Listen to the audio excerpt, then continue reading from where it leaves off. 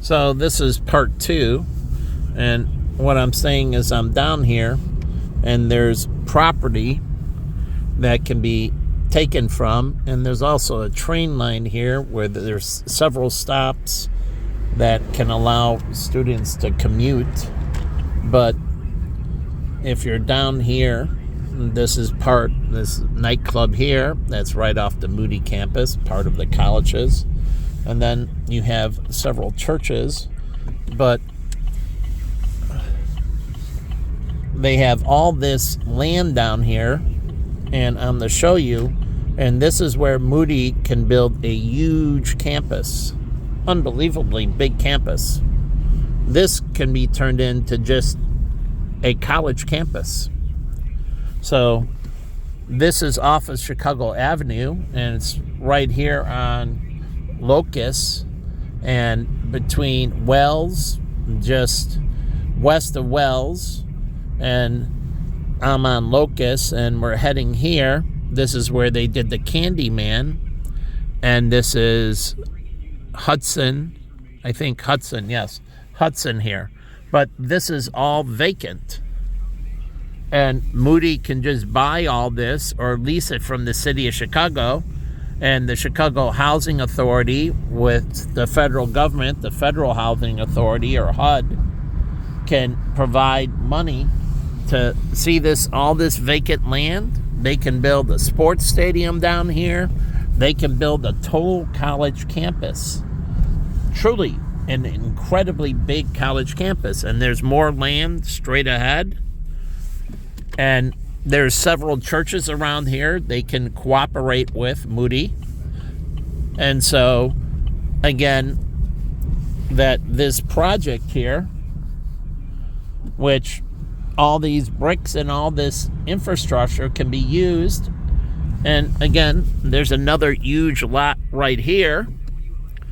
Huge lot. And if Moody's going to spend this $1.3 billion, the city throws in another $700 million, and they can even relocate their whole campus. If they wanted to, they could relocate their whole campus here. So let me go down here. This is a street, but on both sides of the street, there is housing.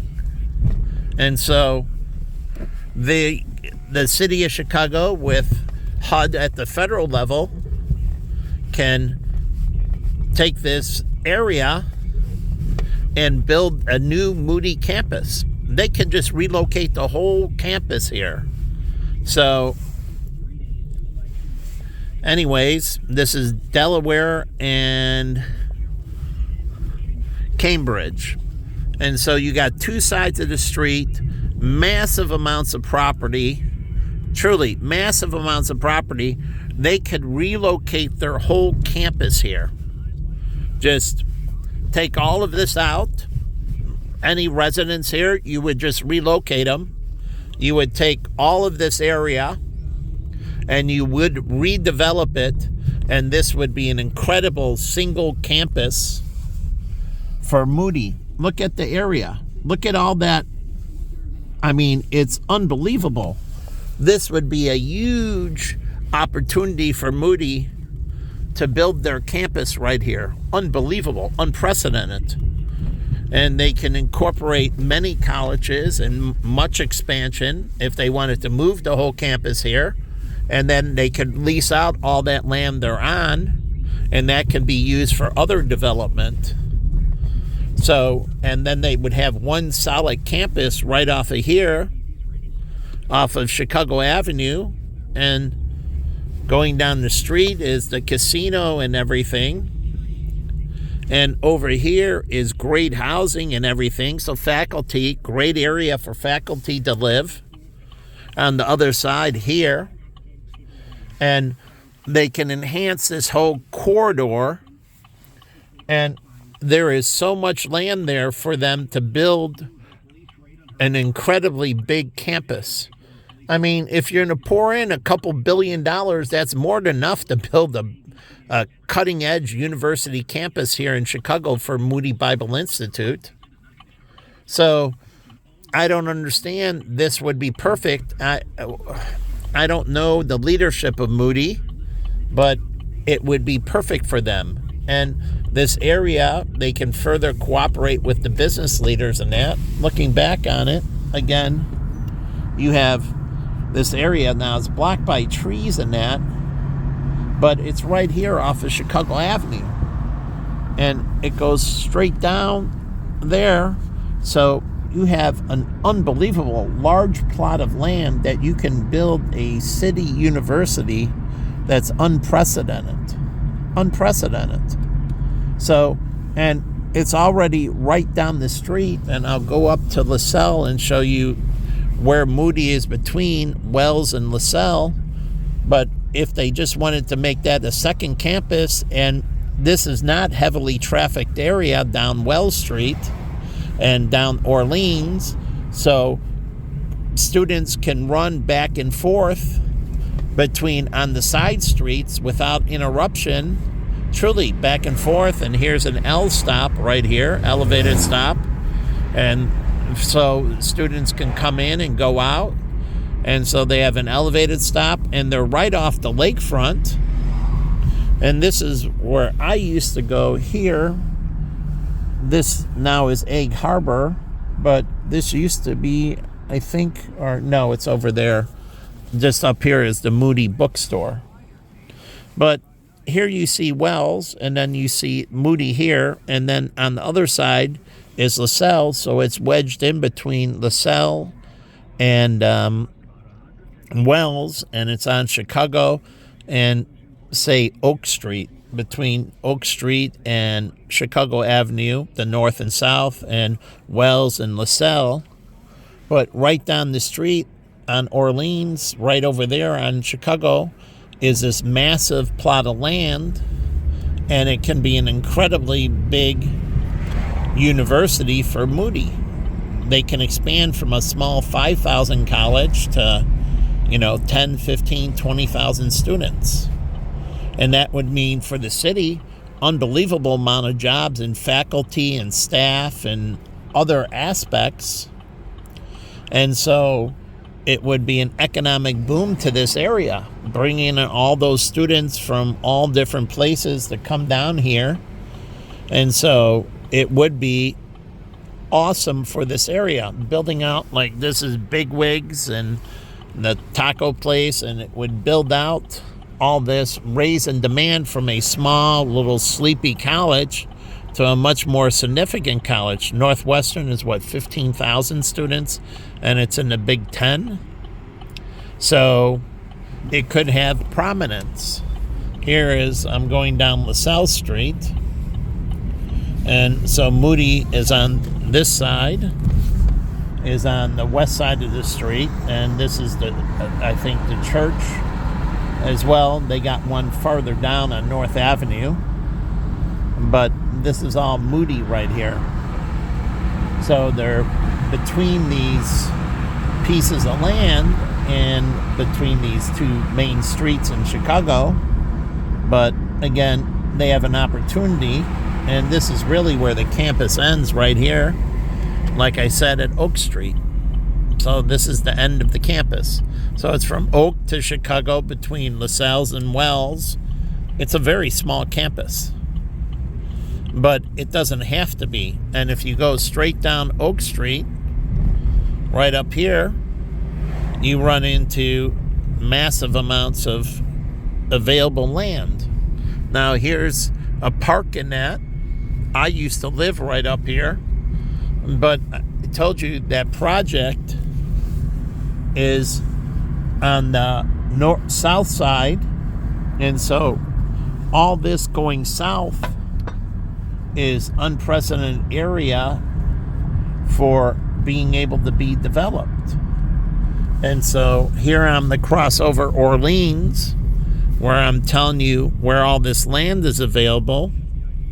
And so as I cross over Orleans, I'm heading westbound on Orleans. Westbound on, I forget what street, on Oak. On Oak. And here you go. Here's the lot. Here's an empty lot here. Here's a huge lot here. And then the projects over there But look at all this. The project's right here. You can see the project from here. That's all project area right there.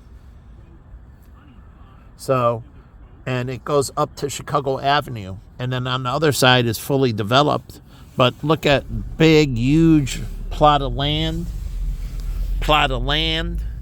There's a school right here.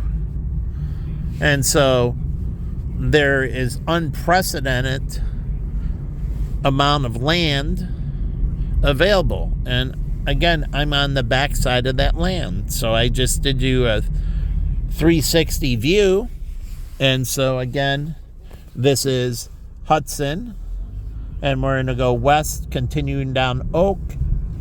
And continuing down Oak, you have all these projects. And they can use all this material to go back in. You can stain brick. So all this old brick, you can stain it to change the color to whatever you want it to be. So I don't know what the colors of Moody is. And again, right down here, down Cleveland, there's this big lot. And there's all this land. It's an incredible amount of land that's just sitting here.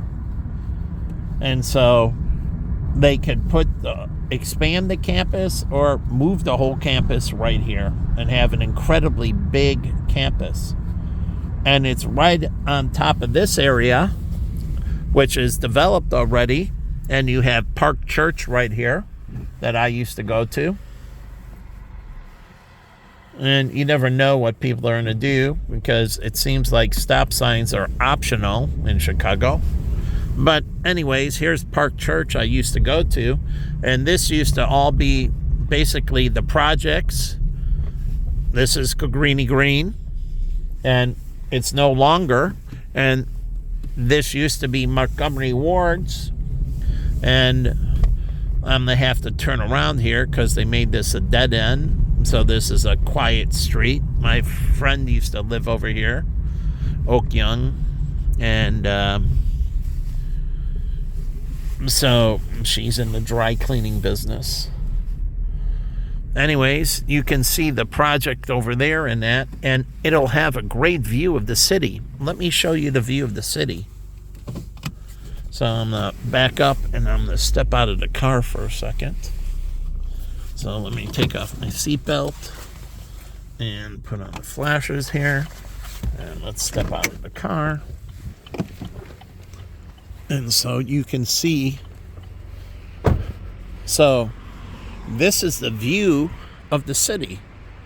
So it's only a few blocks from the lake, but it'll have a beautiful skyline, all that area. And so I'm on Larrabee, and down here is Chicago Avenue. It ends up in Chicago as the first major street. And on the other side down here is Division. And so they have a huge chunk of land. If they're going to spend a few $1 billion, why not take this, work with HUD and work with the city housing authority and build this out? And then you'll create an incredible amount of jobs. So you need jobs to create tenants, right? They need the work and create revenue so they can pay for their housing. And they'll pump unbelievable amount of money into this area. And this area, Rincon Management Services. So they must manage this building, a triangular building here. But they'll pump it in, and you can see, right, those antennas. That's the John Hancock building. And that's the observation deck at the top that's lit up. So that's the white is the observation deck. And so it has great view. It's in a great area, and all this area will get a significant real estate bump, huge real estate bump. And so positive to this area. And you have a lot of builds going into this area. And so this area is going to be very prominent. So the city of Chicago doesn't need to really raise property tax It just needs to do the right developments. And when they do the right developments, those developments will naturally raise property tax.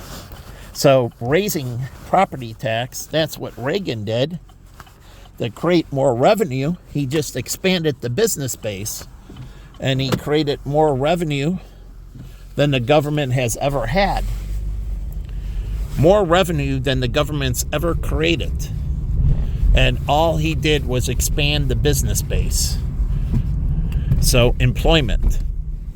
So through expanding employment, he created, and I'll go out this way, but expanding employment, he created all the revenue you wanted. You don't have to raise taxes. See, the government keeps on playing around with taxes. You don't have to change taxes. It's all driven by productivity. So if you need more revenue, you have to increase productivity. And that's beneficial to the population. So it benefits the population directly. And businesses can plan because they know what taxes will be today, taxes tomorrow, and then it's good for accountants because tax strategies that are good today are good tomorrow, and so on. And there's not a shifting foundation. And so it's good for estate planning, good for law, good for everything when things have a solid foundation and the foundation doesn't drift. So it makes things very hard. It makes it hard in court on judges to convict people of crimes and so on and so forth, because you create so much gray area by constantly changing the law. You don't get enough precedents, and then through not having enough precedents, you get injustice and unrighteousness. So changing the laws, no, you have to define the laws, define the tax base, and so on. And so Reagan deregulated is another way. He didn't, so he created competition through deregulation. And so that's another way to spur competition. So he wasn't big on changing the laws. And I told you the reason that Clinton's years were booming as well, because Clinton didn't change much. He left what Reagan had in place, and then he did things like welfare reform, truly reforming it where you had welfare was a base that you use to get employment. So it was, you're only on it for so much. It's like unemployment. You get on it, you have a period of time, you go through training, and that they have to mandate you go through training, education, and you have a window to get gainful employment. And once gainful employment starts, you're off to welfare. So it's supposed to be a means to an end, not perpetual welfare. And so Clinton reformed that welfare reform forced more people into employment, and that expanded the employment base, and that further expanded the tax base. So the thing that Clinton did that was correct was not tampering with. Even George Bush Sr., when he was president only for 4 years, so that's 12 years after Reagan, they didn't tweak around with things. They only made small changes, and one bad change was George Bush Sr. He raised tax rates, and that's what got him out of being elected. So if he would have held that pace, and so Clinton got in, he watched what Bush did. He didn't mess around with the tax base. He did welfare reform and other things, and further propelled the economy forward for another 8 years. So after Reagan left, he was in for 8. That's 16. That's 20 years of incredibly good economic growth. 20 years. And it all started with Reagan. And then the other presidents just continued on what Reagan did. And we had consistency in the business world in that. It wasn't presidents coming in and wanting to change everything. All they did was come in and tweak things a little bit. Truly tweak. They needed to adjust things for certain changes, but that's it. They didn't go in. They left all the broad changes were done by Reagan, and going forward, all they did was tweaking. Just a little bit with a screwdriver and change things for a little bit different demographic change. That's all they did. And everything moved forward positively. And we studied this in economics. Clinton passed the least amount of legislation, the least amount of changes. So things are incredibly economically positive. So again, we can have unprecedented prosperity. We don't need more police flying around. Stupid law enforcement is when the police have to fly from here, fly from there. If you set up the patrols and everything, they're very close to where things happen. So there's any high speed. So that means they're not placed right. And with GPS, you can tell where every unit is at any particular time. So you can always make sure there is good coverage in any area. So if something happens, they have a short distance to respond to the situation. So they don't have to fly through a lot of streets at high speed. It's a couple blocks and they're right there. And that makes it very bad for the bad guys, because if there's an alarm go off, they're there in less than a minute, 30 seconds. They're only a couple blocks away. So response time is under a minute. So not a lot of crimes you can commit in less than 1 minute, even breaking into a car. If the alarm goes off, by the time the alarms on cars should go to 911 immediately. A monitoring service, and the car alarm goes off and it goes right to the police. And they get the GPS location and the police can respond to the broken-in car immediately. It goes to the monitoring service, right to the police. The monitoring service gives them information and can trigger the cameras and other things on the vehicle. They give police live feed of what's going on with the vehicle. So response time within a minute, and they're already got live cameras and everything on the car. Hence, remember I told you, your key in that, you get out of your car, you lock your car, only that key can go into the car. So even if they make a duplicate, it automatically notifies you that it knows where your key is, because it has GPS through your phone, that your key is on you. And if your key is off of you, it knows where your key is. Last has this with home Wi-Fi in that your key is sitting here. So it knows the location of the keys for the car. So it knows that it is not your key going into the ignition. And once the key is stuck into the ignition, boom, it tells them. So if they pop your doors, it knows that you didn't unlock the car. Your key is in your house where you're sleeping. So anyone does anything to your car, it automatically notifies them. So they're busted.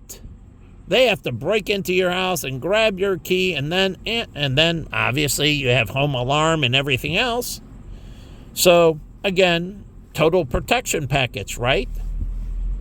So no one can do that. And if anyone shakes the car, vibrational sensors. So if they're trying to plant a bomb or anything, truly on your car, vibrational sensors will go off.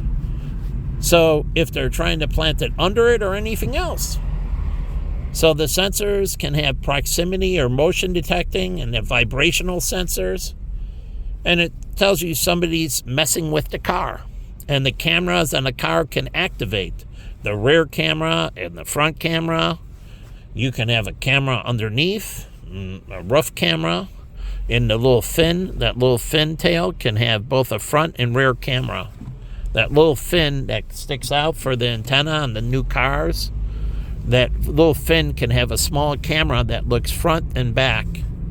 And it could have them on each side as well. A little camera on each side. So it has 4 cameras on the fin. One front, rear, and both sides facing. Now that's from the top.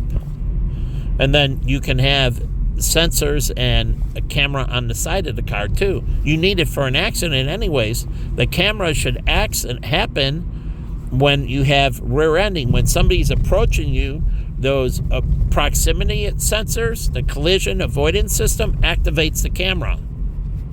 Activates the camera data so it can see the car coming into you, the car that hit you. So it's good for court. So those motion detector things, like my parking sensors and that went off when people walk by, it's motion detecting, tells me. And so they trigger the camera. So when somebody's coming up on you on the highway like that, it triggers the camera, it records it for you automatically. Automatically. It triggers the camera, front camera, side cameras, back camera. So it records the accident. And that can be used in court for the situation. Now, it's bad for you in a say, if you did something wrong, your cameras get activated if you're hitting another car too, and it records it. And so it's part of the vehicle information system, and you can't touch it, the vehicle black box.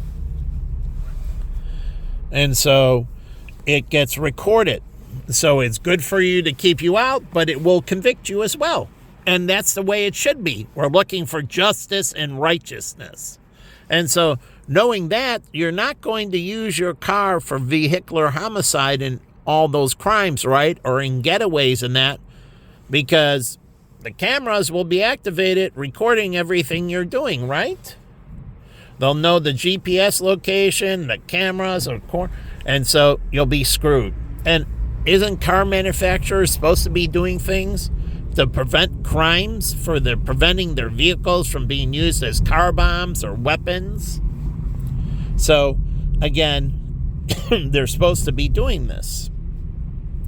So, anyways, I'm down here. I guess they have some development. Here's the other campus. So, you have the Hyatt right here. It's right across from Northwestern.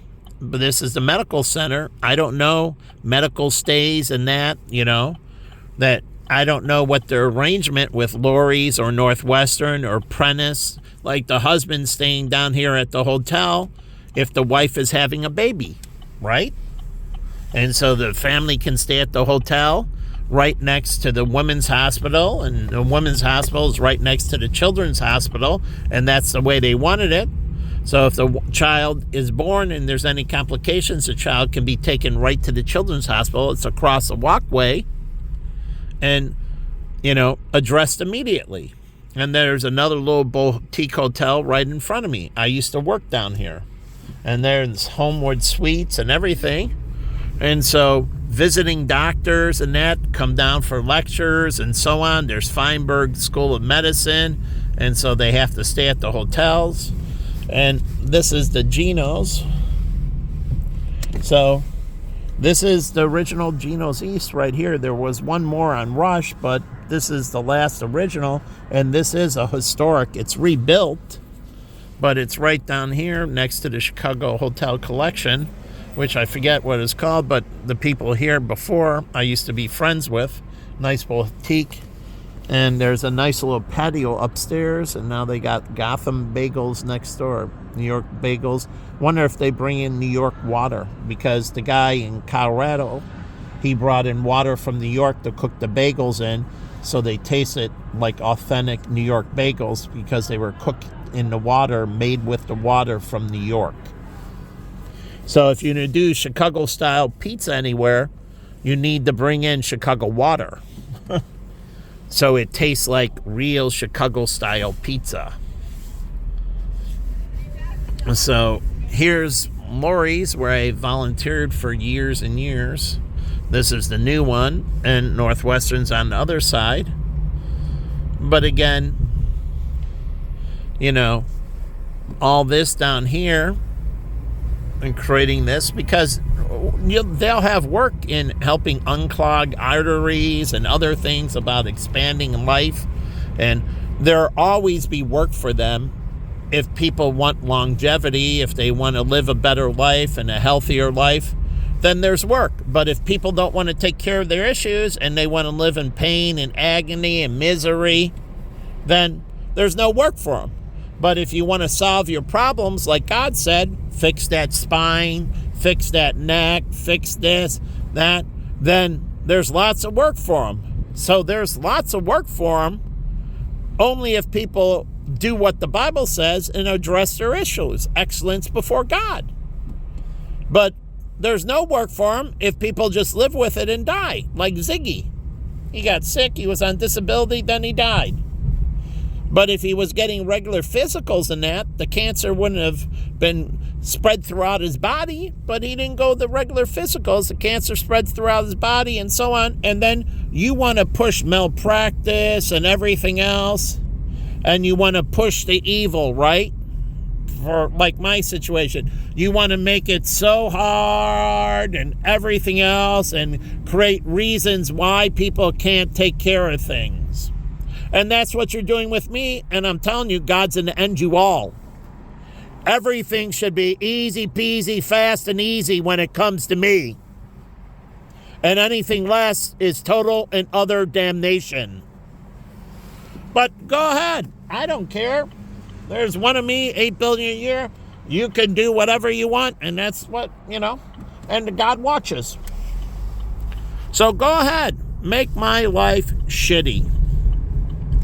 Go ahead, act like they're not solving problems and the homeless and everything else.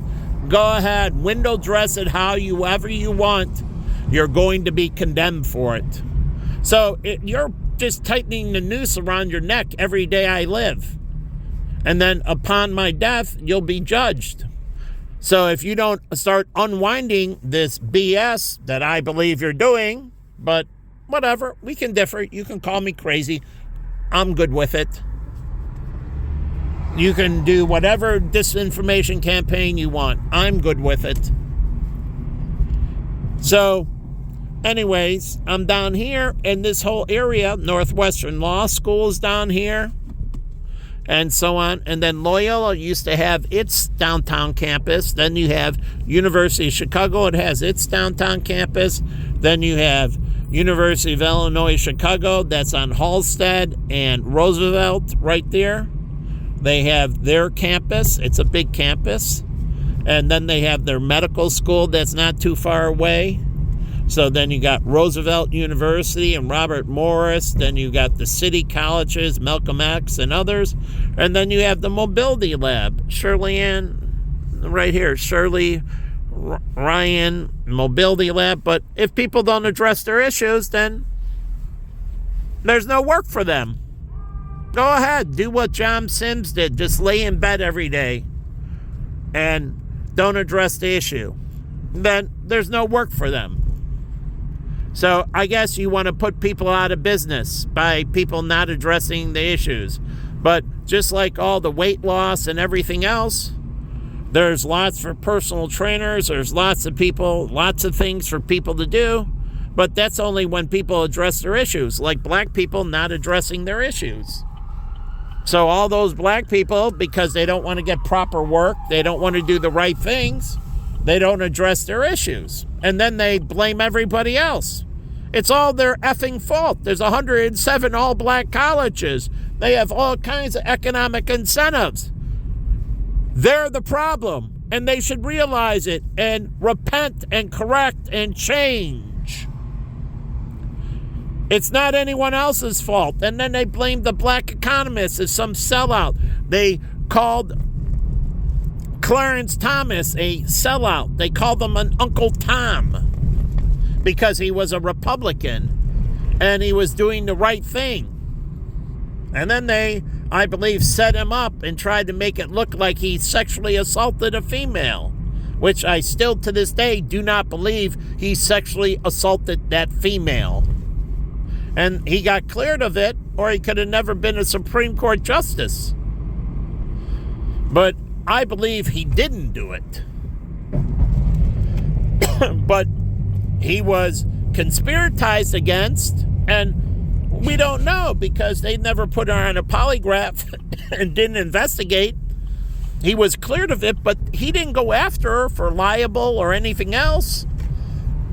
And he should have. He should have went after Anita Broderick and see if there was who was helping her, who set it up, or was it self-motivated? And I don't believe it was self-motivated. I believe there was a conspiracy against him. They didn't want him to be on the court. As a conservative, Republican, black male, they did not want him to be on the court. That's 90 to 100% of all blacks vote Democrat. So I believe there was a conspiracy against this black male. And he was set up, but he was cleared of all charges. But why didn't she get sued for libel-net? He should have went after her, and they should have investigated if she was coached and everything else, and there was a conspiracy committed against him. But no one's addressing that. I would like to know, because I think he's done a good job. And so, again, wouldn't black males want to clear their name too? And, as much as I say bad things, there are things that they've been, wrongfully accused of. And that's a black male who was wrongfully accused. Just like Thomas Sowell, he's a black economist, and they seem to be wrongfully accusing him. He's a black male. So there are good black males, and there are bad black males. But people don't want to acknowledge there's a difference between good and bad. And so I acknowledge there are some bad white people as well. There's some bad everything. But some people have more of it than others, and they need to do more changing.